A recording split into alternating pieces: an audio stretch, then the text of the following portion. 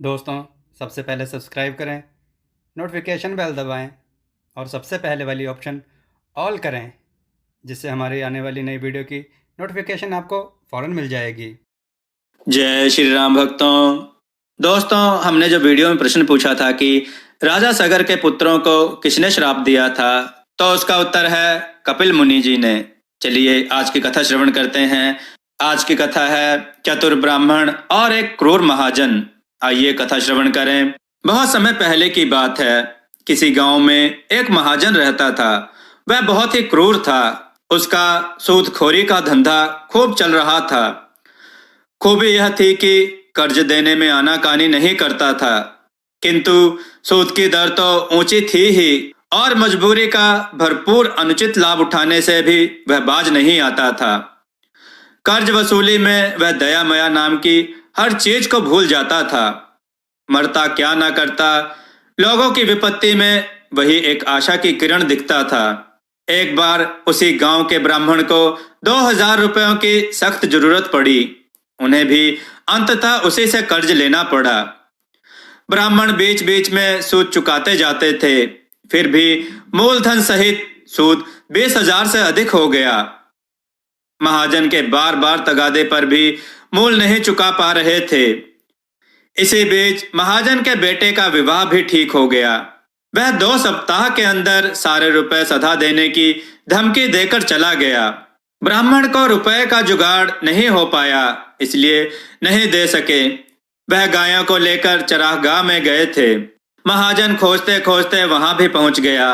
उसने रुपए देने के लिए तरह तरह से धमकाना शुरू किया। थोड़ी देर तो ब्राह्मण उसकी बात सुनते रहे। उसका तेवर कम होने का नाम ही नहीं ले रहा था। अंत में वह उनकी गायों को यह कहकर हाँकते विदा हो गया, ब्राह्मण, आप जब तक रुपए चुकता नहीं करेंगे, गाय वापस नहीं मिलेगी। ब्राह्मण आनन फानन में अंगोछा संभालते पेड़ पर चढ़ गए और चिल्ला चिल्ला कर कहने लगे, महाजन, मैं आत्महत्या कर रहा हूं और आप बहाना भी नहीं बना सकते। मैंने राजा को पहले लिख दिया है कि महाजन के तगादे से ऊबकर मैं फांसी लगा रहा हूं।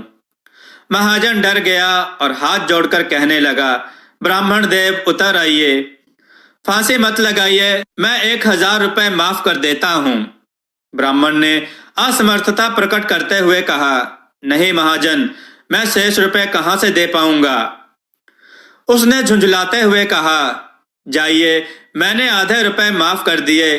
फिर भी ब्राह्मण देव पेड़ से उतरने का नाम ही नहीं ले रहे थे। वहीं से वे बोले, महाजन, मैं आधे रुपए भी कहां से दे पाऊंगा, मुझे तो मरना ही होगा। और कूदकर फांसी का फंदा तैयार करते जा रहे थे। महाजन ने घबराते हुए कहा, कल ही मेरे पुत्र की शादी है, मैं सूद माफ कर देता हूँ, कम से कम मोल ही देकर मेरा उपकार कीजिए। ब्राह्मण उतर गए और गांव के चौराहे पर जाकर जोर जोर से ग्रामवासियों को बुलाने लगे, गांव वालों, मैं महाजन के चलते फांसी चढ़ने जा रहा हूँ, आप सब साक्षी रहेंगे। लोग जुटने लगे। अंततः महाजन को रुपए माफ कर जान बचाकर भागना पड़ा। दोस्तों, आपको यह कथा कैसी लगी? अपने विचार और सुझाव कमेंट में जरूर दें। हमारी कथाओं को लाइक करें, हमारे चैनल को सब्सक्राइब करना ना भूलें, हमारी कथाओं को शेयर जरूर करें, जिससे लोगों को अच्छा ज्ञान प्राप्त हो। जय श्री राम भक्तों।